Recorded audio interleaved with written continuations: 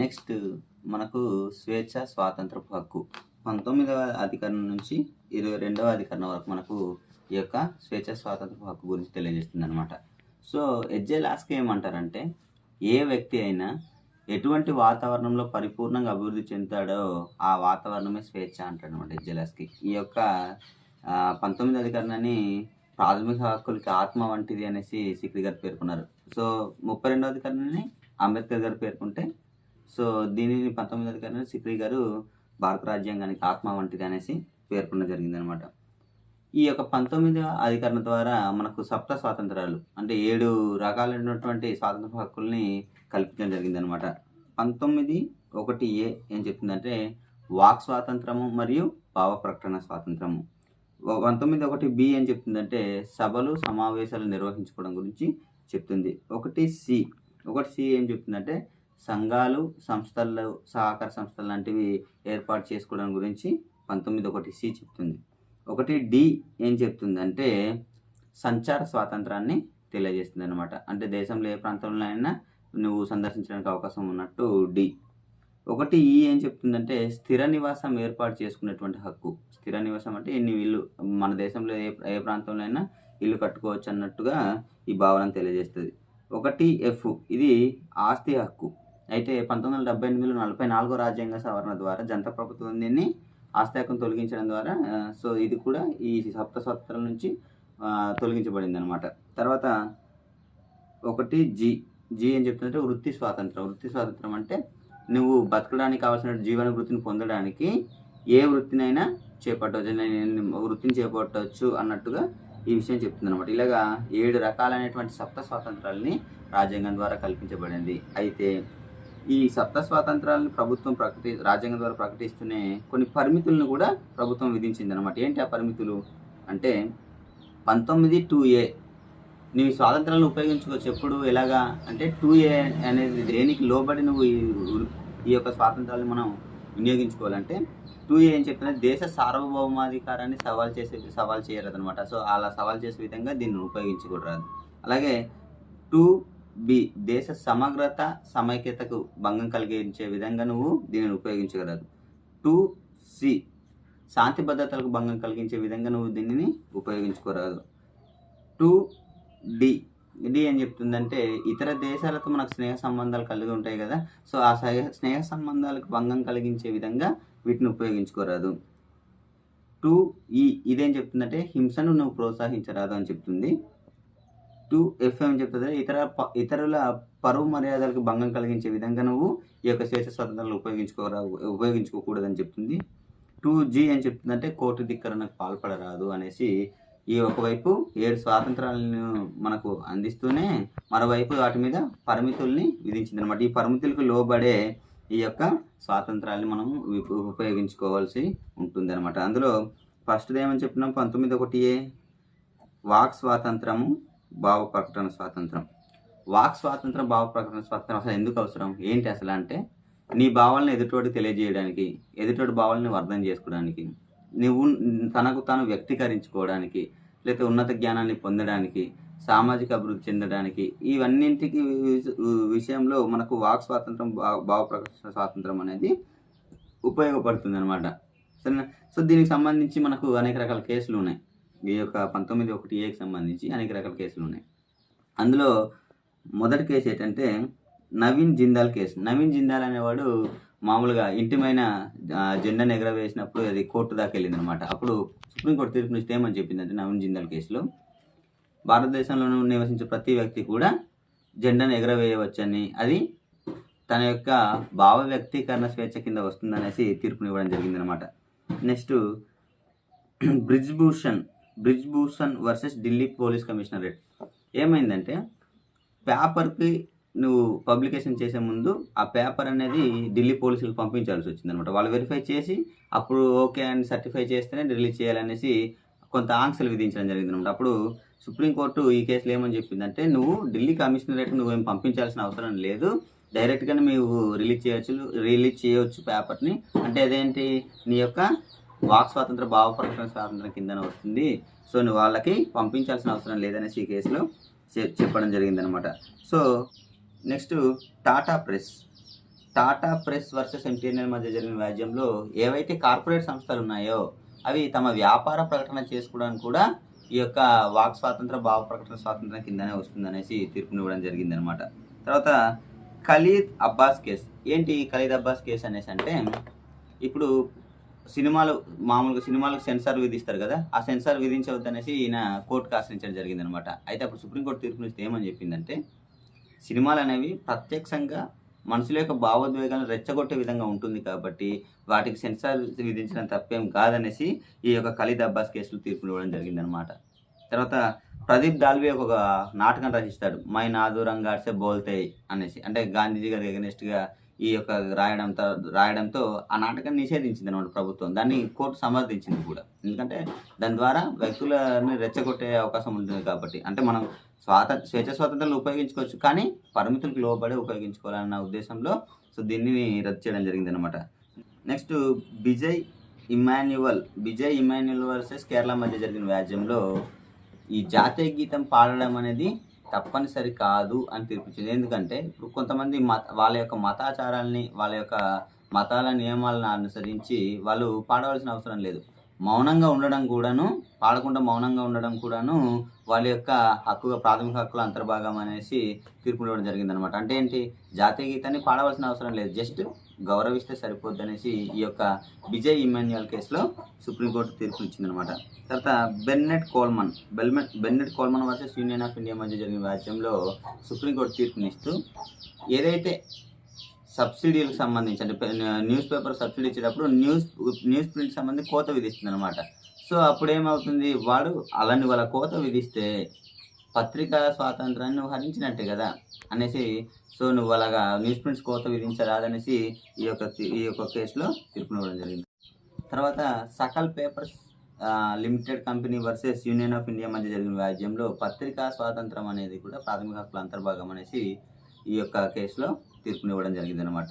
అది Sakal papers limited versus Union of India. Next Murali Devara versus Union of India మధ్య జరిగిన వ్యాజ్యంలో ప్రభుత్వ స్థలాల్లో, పబ్లిక్ స్థలాల్లో పొగ త్రాగడాన్ని నిషేధించడం అనేది ప్రాథమికంగా, దాన్ని నువ్వు తాగడం అనేది ప్రాథమిక హక్కుగా భావించరాదని, దాన్ని నిషేధించడం తప్పేం కాదనేసి కోర్టు తీర్పునివ్వడం జరిగిందనమాట.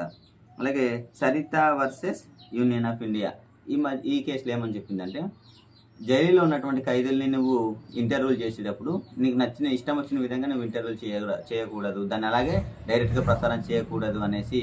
ఎందుకంటే వాళ్ళు అప్పటికే ఉద్రిక్తులై ఉంటారు, దాన్ని నువ్వు ఇంటర్వ్యూ ఇష్టం వచ్చినట్టు చేసి వాళ్ళని రెచ్చగొట్టే విధంగా చేసి దాన్ని డైరెక్ట్గా నువ్వు ప్రసారం చేయరాదనేసి ఈ యొక్క చరిత్ర కేసులో తీర్పునివ్వడం జరిగిందనమాట. తర్వాత PUCL versus Union of India మధ్య జరిగిన వ్యాజ్యంలో ఈ ప్రభుత్వం అనేది ఫోన్ ట్యాపింగ్ చేస్తుందన్నమాట. సో ప్రభుత్వం అనేది ఫోన్ ట్యాపింగ్ చేయడం అనేది అది ప్రాథమిక హక్కు కాదు, ప్రభుత్వానికి అటువంటి హక్కు లేదనేసి ఈ యొక్క పియూసిఎల్ కేసులో చెప్పడం జరిగిందనమాట.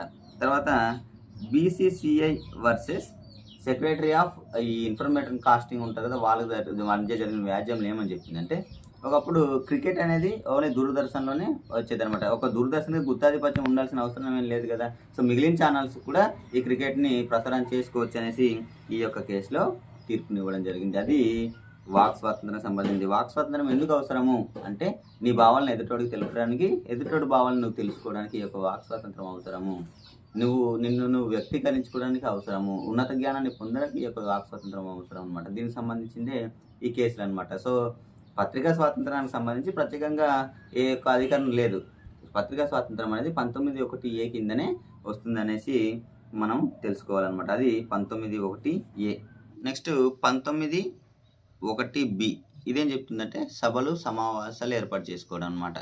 సో వ్యక్తులు తమ భావాన్ని వ్యక్తీకరించుకోవడానికి ఎటువంటి ఆయుధాలు ధరించకుండా శాంతియుతంగా ఈ యొక్క సభలు సమావేశాలు నిర్వహించుకోవచ్చు అనేసి ఈ అధికరణ ద్వారా తెలియజేస్తుంది అనమాట. అంటే శాంతి భద్రతలు భంగం కలిగినప్పుడు కానీ, నీ దేశ సమగ్రత భంగం కలిగే విధంగా ఉన్నప్పుడు మాత్రం వాటిపై ప్రభుత్వాలు పరిమితులు విధించవచ్చు అనమాట. దీనికి సంబంధించిన కేసులు ఏమంటే, Bharat Kumar versus CPI party ఈ మధ్య జరిగిన వ్యాజ్యంలో కేరళ హైకోర్టు తీర్పునిస్తూ బంధులు అనేవి రాజ్యాంగ విరుద్ధం అనేసి కేరళ హైకోర్టు తీర్పుని ఇవ్వడం, దాన్ని సుప్రీంకోర్టు సమర్థించింది కూడా. అంటే ఎందుకు అంటే, బంధువులు చేసే వ్యక్తులు వాళ్ళ యొక్క అభిప్రాయాల్ని ఎదుటివాడు ఖచ్చితంగా ఒబే చేయాలి. అంటే అంగీకరించాలని లేదు కదా! ఫర్ ఎగ్జాంపుల్ ఒక బంద్ చేస్తున్నారు. బంద్ చేస్తున్నప్పుడు ట్రాఫిక్ జామ్ అయింది. ఒక ప్లేస్ నుంచి ఇంకో ప్లేస్‌కి అర్జెంట్‌గా వెళ్ళాల్సుంది. అప్పుడు ఆ బంద్ చేసేవాడి యొక్క అభిప్రాయాల్ని ఈ వ్యక్తి అంగీకరించాల్సిన ఏమి లేదు గదా! ఆయన వల్ల ఈయనకు 1 అవర్ లేట్ అవుతుంది కదా! ఇబ్బందవుతుంది గదా! సో, అందుకే బంద్ అనేది నువ్వు ప్రాథమిక హక్కుగా భావించరాదనేసి ఈ యొక్క కేస్‌లో తీర్పునివ్వడం జరిగింది. అది Bharat Kumar case. Next TK Ranganathan versus Union of Tamil Nadu ప్రభుత్వం మధ్య జరిగిన వ్యాజ్యంలో తమిళనాడు ప్రభుత్వం తీర్పునిస్తే ఏమని చెప్పిందంటే, ప్రభుత్వ కార్మికులు సమ్మెను ప్రాథమిక హక్కుగా భావించరాదనేసి చెప్పిందనమాట. ఓకేనా. తర్వాత రామసేతు వివాదం మీద కరుణానిధి, అప్పుడు ముఖ్యమంత్రి అయినటువంటి కరుణానిధి మామూలుగా బంద్‌కు పిలుపునిచ్చినారనమాట. అప్పుడు వెంటనే సుప్రీంకోర్టు కలగ చేసుకొని ఏమని చెప్పిందంటే, నువ్వు రాజ్యాంగబద్ధంగా నేను శాసనబద్ధుడై ఉంటాను అనేసి, రాజ్యాంగబద్ధంగా నడుచుకుంటాననేసి ప్రమాణం చేసి నువ్వు బంద్‌ను పిలుపునిస్తున్నావంటే రాజ్యాంగానికి నువ్వు ఉల్లంఘించినట్టే. సో, రాజ్యాంగాన్ని గౌరవించినట్టుగా భావించి అక్కడ రాష్ట్రపతి పాలన విధించేటట్టు కేంద్ర ప్రభుత్వానికి లేఖ రాస్తామనేసి ఈ యొక్క రామసేతు వివాదం మీద సుప్రీంకోర్టు తీర్పునిచ్చిందనమాట.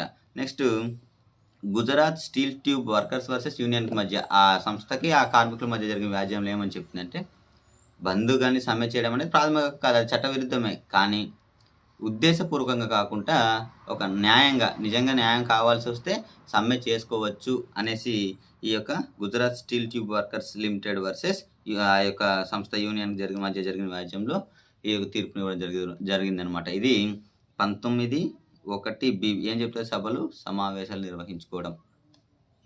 19(1)C ఏం చెప్తుందంటే, సంఘాలని, సంస్థల్ని ఏర్పాటు చేసుకోవచ్చు అనేసి చెప్తుందనమాట. ఒక వ్యక్తి సర్వతోముఖ అభివృద్ధి సాధించడానికి గానీ, ఉన్నతిని సాధించడానికి గానీ, అంటే ఉన్నత స్థాయిని పొందడానికి గానీ, సామాజిక, ఆర్థిక రంగాల్లో తన సహాయాన్ని అందించడానికి గానీ అవసరమైనటువంటి సంఘాలు, సంస్థల్ని ఏర్పాటు చేసుకోవచ్చు అనేసి 19(1)C చెప్తుందనమాట. సో, దీనికి సంబంధించిన కేసే ఏకే ఘోష్ కేస్. ఈ కేసులో ఏమని చెప్పారంటే, ప్రభుత్వ ఉద్యోగులు సంఘాల్ని, సంస్థల్ని ఏర్పాటు చేసుకోవచ్చు అని చెప్పిందనమాట.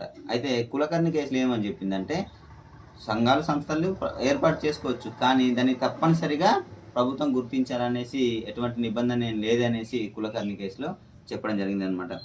బిఆర్ సింగ్ కేసులో ఈ యొక్క సంఘాల, సంస్థలు స్థాపించుకోవడం అనేది ప్రాథమిక హక్కులో అంతర్భాగం అనేసి బిఆర్ సింగ్ కేసులో చెప్పడం జరిగిందనమాట. అయితే సంఘాలు, సంస్థలను స్థాపించుకోవచ్చు, కానీ ప్రభుత్వం శాంతి భద్రతల దృష్ట్యా, దేశ రక్షణ దృష్ట్యా వాటి మీద నిషేధం కూడా, అంటే పరిమితులు విధించవచ్చు అనమాట. ఫర్ ఎగ్జాంపుల్ మావోయిస్టులకు సంబంధించింది కానీ, లష్కర్-ఏ-తోయిబా ఇట్లాంటివి ఏమైనా దేశ భద్రతకు భంగం కలిగించే విధంగా ఉన్నటువంటి సంఘాల, సంస్థలని వాటి మీద ప్రభుత్వం పరిమితులు విధించవచ్చు. అది 19(1)C.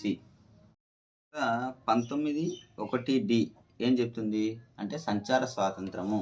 దేశంలో నువ్వు ఏ ప్రాంతంలో అయినా సంచరించవచ్చు అనమాట. అయితే శాంతి భద్రతల దృష్ట్యా హింస జరిగేటువంటి ప్రమాదం ఉన్నప్పుడు ప్రభుత్వం పరిమితులు విధించవచ్చు అనమాట. అంటే ఏంటి, 144 సెక్షన్ విధించినప్పుడు కానీ, కర్ఫ్యూ విధించినప్పుడు కానీ, ఏదైనా నిషేధాజ్ఞలు జారీ చేసినప్పుడు మాత్రం కొన్ని పరిమితులు అనేది విధిస్తుందన్నమాట.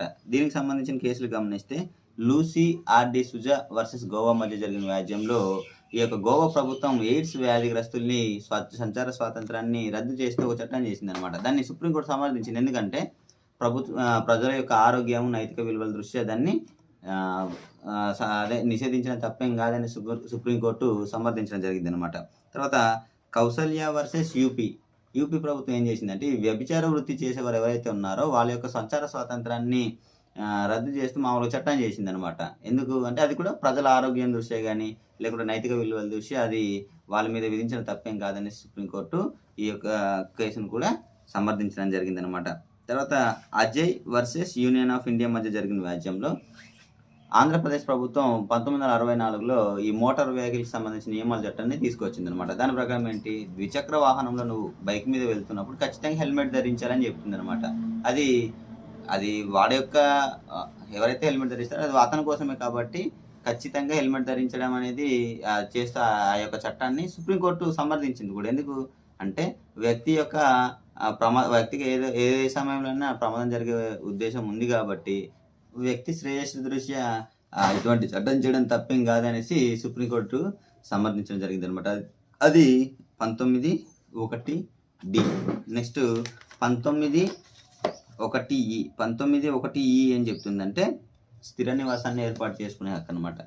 అంటే దేశంలో ఏ ప్రాంతంలోనైనా స్థిర నివాసం ఏర్పాటు చేసుకోవచ్చు. అయితే ఈ 5, 6 షెడ్యూల్ పేర్కొన్నటువంటి ఏజెన్సీ ప్రాంతాల్లో గానీ, జమ్మూ కాశ్మీర్ లాంటి ప్రాంతాల్లో, ఇటువంటి ప్రాంతాల్లో మాత్రం ప్రభుత్వం అనేది పరిమితులు విధించవచ్చు అనేసి పేర్కొనడం జరిగిందన్నమాట. అది 19(1)(e). 19(f) అనేది ఆల్రెడీ మనం ఆస్తి హక్కు తొలగించడం జరిగింది. 19(1)(g) అంటే వృత్తి స్వాతంత్రాన్ని.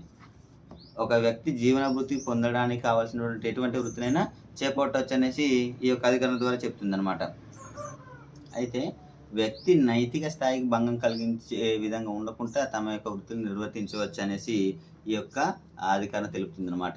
దీనికి సంబంధించిన కేసు ఏంటంటే ఇనాందార్ వర్సెస్ మహారాష్ట్ర మధ్య జరిగిన వ్యాజ్యంలో ఏవైతే విద్యా సంస్థలు ఉన్నాయో అదొకప్పుడు దాతృత్వ భావంతో ప్రజల శ్రేయస్సు దృష్ట్యా మామూలు విద్యా సంస్థలు ఏర్పడ్డాయి.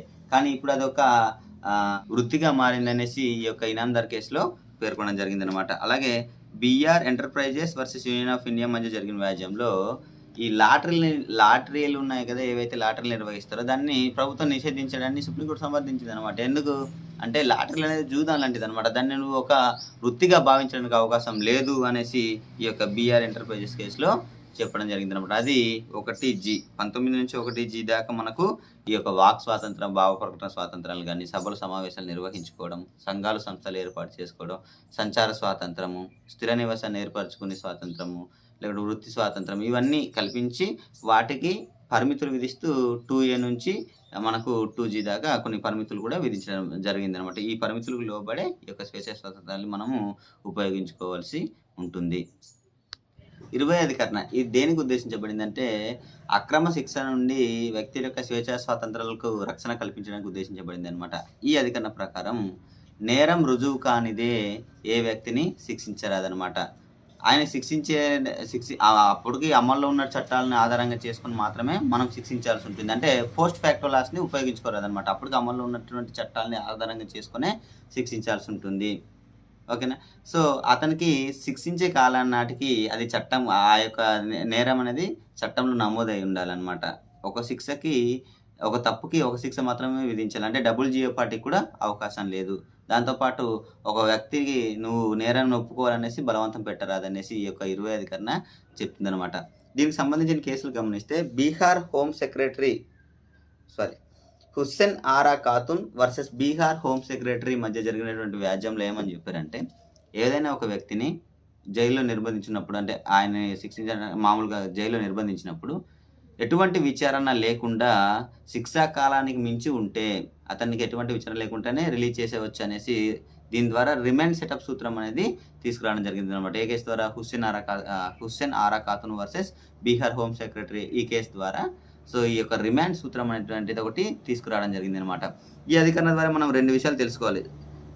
సెల్ఫ్ ఇంక్రిమినేషన్, టెస్టిమోనియల్ కంపల్సన్ అనేసి. సెల్ఫ్ ఇంక్రిమినేషన్ అంటే ఏంటంటే నారాయణ్ లాల్ వర్సెస్ మానేక్ మధ్య జరిగినటువంటి వ్యాజ్యంలో ఏమని చెప్పారంటే దీని గురించి ఎవరైనా వ్యక్తిని నువ్వు నేరాన్ని ఒప్పుకోవాలనేసి బలవంత పెడుతూ అంటే సెల్ఫ్ ఇంక్రిమినేషన్కి పాల్పడకూడదని చెప్పింది అనమాట.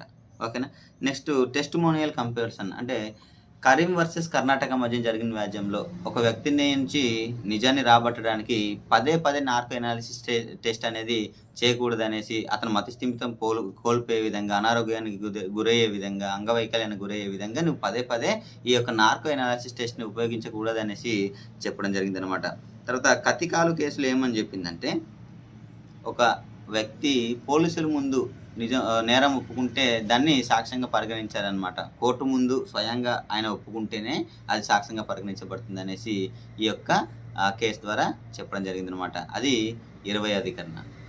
21వ అధికరణ ఏం చెప్తుందంటే చట్టంచే నిర్ధారించబడిన పద్ధతిలో తప్ప మరే విధంగా కూడా వ్యక్తి యొక్క స్వేచ్ఛ స్వాతంత్రాలకు ఆటంకం కలిగించరాదు అని చెప్తుంది అనమాట. ఈ యొక్క చట్టంచే నిర్ధారించబడిన పద్ధతి అనేది మనము జపాన్ దేశం నుంచి తీసుకోవడం జరిగింది.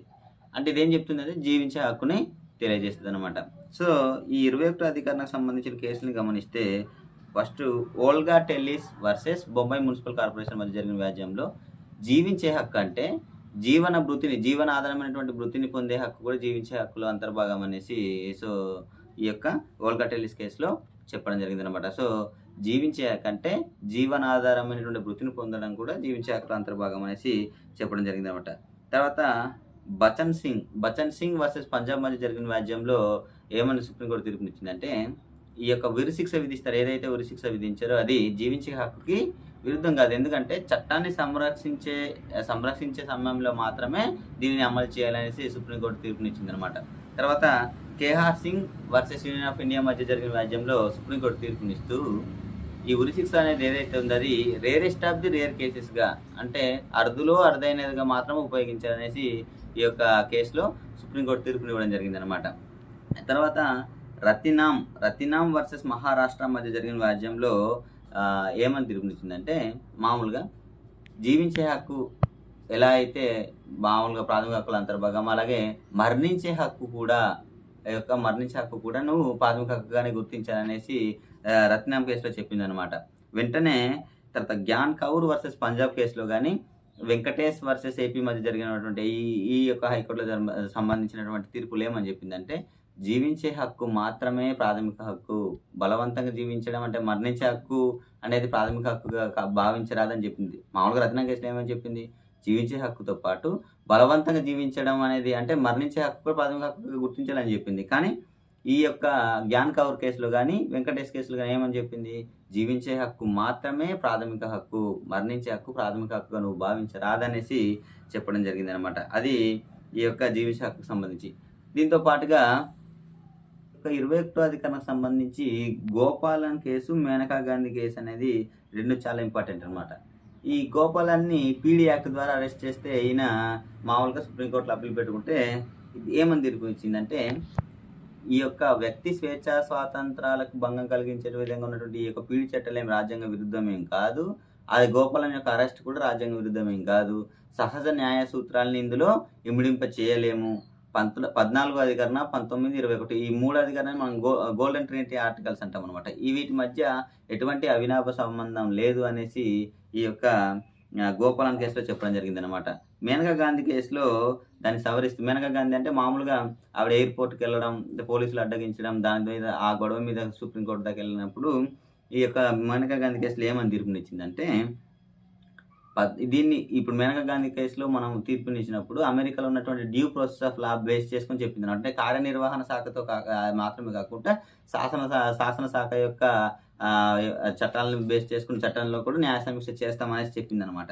ఇందులో ఏమని చెప్పింది అంటే, సహజ న్యాయ సూత్రాలని ఇమిడింపు చేయవచ్చు. 14, 19, 21 ఉన్నటువంటి ఈ యొక్క గోల్డెన్ ట్రినిటీ ఆర్టికల్స్ మధ్య అవినాభ సంబంధం ఉంది అనేసి చెప్పిందనమాట. మేనకా గాంధీ కేసు ఎంత కీలకం అంటే, దీని ద్వారా ప్రాథమిక హక్కులు విస్తరించిందనమాట. అందుకనేసే అంటే ఎలాగా అంటే, పత్రికా స్వాతంత్రం కానీ, నీకు నచ్చినటువంటి ఆహారాన్ని స్వీకరించడం కానీ, మంచి నీరు తాగడం కానీ, వాతావరణ కాలుష్యం నుంచి రక్షణ పొందడం కానీ, లేకుంటే నిర్బంధ చట్టాల నుంచి రక్షణ పొందడం, ఇటువంటివన్నీ కూడా ప్రాథమిక హక్కుల అంతర్భాగం అనేసి ఈ యొక్క మేనకా గాంధీ కేసు ద్వారా ఈ యొక్క ప్రాథమిక హక్కుల్ని విస్తరించడం జరిగిందనమాట. అది మేనకా గాంధీ కేసు. ఓకేనా, ఇది 21వ ఆర్టికల్ సంబంధించి. నెక్స్ట్ 21A ఏం చెప్తుందంటే, 14 సంవత్సరాల లోపు ఉన్నటువంటి బాలబాలికలకు ఉచిత నిర్బంధ ప్రాథమిక విద్యను అందించాలని చెప్తుంది అనమాట. సో 2002లో 86వ రాజ్యాంగ సవరణ ద్వారా ఈ యొక్క విద్యా హక్కును ప్రాథమిక హక్కుగా గుర్తించడం జరిగింది. సో ఇది సకారాత్మకమైనటువంటి భావన కలిగి ఉంది కాబట్టి చట్టం చేసి అమలు చేయాలి. కాబట్టి 2009లో చట్టం చేశారు. 2009 ఏప్రిల్ 1 నుంచి ఇది అమల్లోకి వచ్చింది. అది 21A. నెక్స్ట్ 22వ అధికరణ. ఇది ఎందుకు ఉద్దేశించబడిందంటే, వ్యక్తులను అక్రమ నిర్బంధం నుంచి రక్షణ కల్పించడానికి ఉద్దేశించబడింది అనమాట. అంటే చట్టాన్ని అతిక్రమించినదే ఏ వ్యక్తిని అరెస్ట్ చేయరాదు. అరెస్ట్ చేస్తే 24 గంటల లోపు కోర్టుకు హాజరుపరచాలి. అరెస్ట్ గల కారణాలు చెప్పాలి. తన తరపున తానైనా, లేకుంటే అతను వాదించుకోవడానికి అవకాశం కల్పించాలి, లేకుంటే ఒక న్యాయవాదినైనా పెట్టాలనేసి మనకు 22వ అధికరణ చెప్తుంది అనమాట. ఈ అధికరణ తెలుసుకునే ముందు పీడీ గురించి, పీడీ అంటే ప్రివెన్షన్ డిటెన్షన్, పినిసివ్ డిటెన్షన్ అని 2 విధాలుగా ఉంటుంది అనమాట. పినిసివ్ డిటెన్షన్ అంటే ఏంటి అంటే, న్యాయస్థానాల్లో విచారణ చేసిన తర్వాత వాళ్ళని అరెస్ట్ చేయమని చెప్తే పినిసివ్ డిటెన్షన్. ప్రివెంటివ్ డిటెన్షన్ అంటే ముందు జాగ్రత్తగా, ఒకవేళ నేరం జరుగుతుందేమో, ప్రమాదం జరిగే అవకాశం ఉందేమో ముందు జాగ్రత్తగా అరెస్ట్ చేస్తే అది ప్రివెంటివ్ డిటెన్షన్ అనమాట. అది పీడీకి సంబంధించింది. అయితే ఈ 22వ అధికరణను బేస్ చేసుకొని అనేక పీడీ చట్టాలు వచ్చాయి అనమాట. 1950లో పీడీ చట్టం కానీ, ఓకేనా, మీసా 1971లో మీసా కానీ, తర్వాత 1980లో నాసా చట్టం కానీ, 1985లో టేడా చట్టం కానీ, 2002లో పోటా చట్టం కానీ, 2004లో ఊఫా చట్టం, యూఏపీఏ ఊఫా చట్టం, ఇవన్నీ ఇటువంటి అనేక పీడి చట్టాలని తీసుకురావడం జరిగిందన్నమాట 22 అధికరణ బేస్ చేసుకొని. అయితే మధులియామే వర్సెస్ యూనియన్ ఆఫ్ ఇండియా మధ్య జరిగిన వ్యాజ్యంలో సుప్రీంకోర్టు ఏమని తీర్పునిచ్చిందంటే, ఎవరైనా వ్యక్తిని అరెస్ట్ చేసినప్పుడు ఆ వ్యక్తికి సంబంధించినటువంటి సమాచారాన్ని తమ సమీప బంధువులకి తెలియజేయాలి అనేసి ఈ యొక్క మధులియామే కేసులో చెప్పిందనమాట. ఈ పీడి చట్టం బేస్ చేసుకునే ప్రతి రాష్ట్రం కూడా చట్టం చేసుకునే అవకాశం ఉందన్నమాట. ఇప్పుడు భరత్సా వర్సెస్ మహారాష్ట్ర మధ్య జరిగిన వ్యాజ్యంలో మాకోక చట్టం ముందుగా ఎవరైతే నేరాలు చేస్తారో వాళ్ళని ముందుగా అరెస్ట్ చేసి పెట్టడానికి మాకోక చట్టాన్ని తీసుకొచ్చిందనమాట. సో అప్పుడు దాన్ని సుప్రీంకోర్టు సమర్థించింది. అలాగే మనకు నరేంద్ర మోడీ గారు గుజరాత్లో ముఖ్యమంత్రిగా ఉన్నప్పుడు ఒక చట్టం చేసి పంపించారు. అయితే దాన్ని గవర్నర్ ఆమోదించకుండా రాష్ట్రపతి పరిశీలనకు పంపించడం, రాష్ట్రపతి అప్పుడు ప్రతిభపడి దాన్ని యాక్సెప్ట్ చేయకపోవడం వల్ల అది చట్టంగా కాలేదు. అయితే మామూలుగా ఒక చట్టం అట్లా ప్రతి రాష్ట్రం కూడా చట్టం చేసుకోవచ్చు అనమాట. అంటే మహారాష్ట్ర మాకొక చట్టం చేసుకుంది. అలాగా ఈ యొక్క నేరాలని అదుపు చేయడానికి ఇటువంటి చట్టాలను కూడా చేసుకునేటువంటి అవకాశం ఉంటుందన్నమాట. నెక్స్ట్ కర్తార్ సింగ్ కేసు ఏంటంటే, రాజీవ్ గాంధీ సమయంలో వచ్చినటువంటి 1985 వచ్చినటువంటి ఈ యొక్క టేడా చట్టం ఏదైతే ఉందో అది రాజకీయ ప్రయోజనాల కోసం అనేక సార్లు దుర్వినియోగం చేశారు. కాబట్టి ఆ చట్టాన్ని అమలుని నిలిపివేయాలనేసి ఈ యొక్క కర్తార్ సింగ్ కేసులో సుప్రీంకోర్టు తీర్పునిచ్చింది అనమాట. తర్వాత 1978లో జనతా ప్రభుత్వం ఏం చేసిందంటే, ఎవరైనా ఈ పీడీ యాక్ట్ ద్వారా అరెస్ట్ అయిన వాళ్ళ యొక్క అక్రమ నిర్బంధం ఇంకా పొడిగించాలంటే 3 హైకోర్టు న్యాయమూర్తులు కూడినటువంటి ఒక ధర్మాసనం అనేసి వాళ్ళ యొక్క ఒక రాష్ట్ర అడ్వైజర్ బోర్డు ఉంటుంది. దాని సలహా మేరకు మాత్రమే గరిష్టంగా 3 నెలలు మాత్రమే వాళ్ళ యొక్క నిర్బంధాన్ని పొడిగించేటువంటి అవకాశం ఉంటుంది అనేసి చెప్పడం జరిగింది అనమాట. ఇది 22వ అధికరణ గురించి.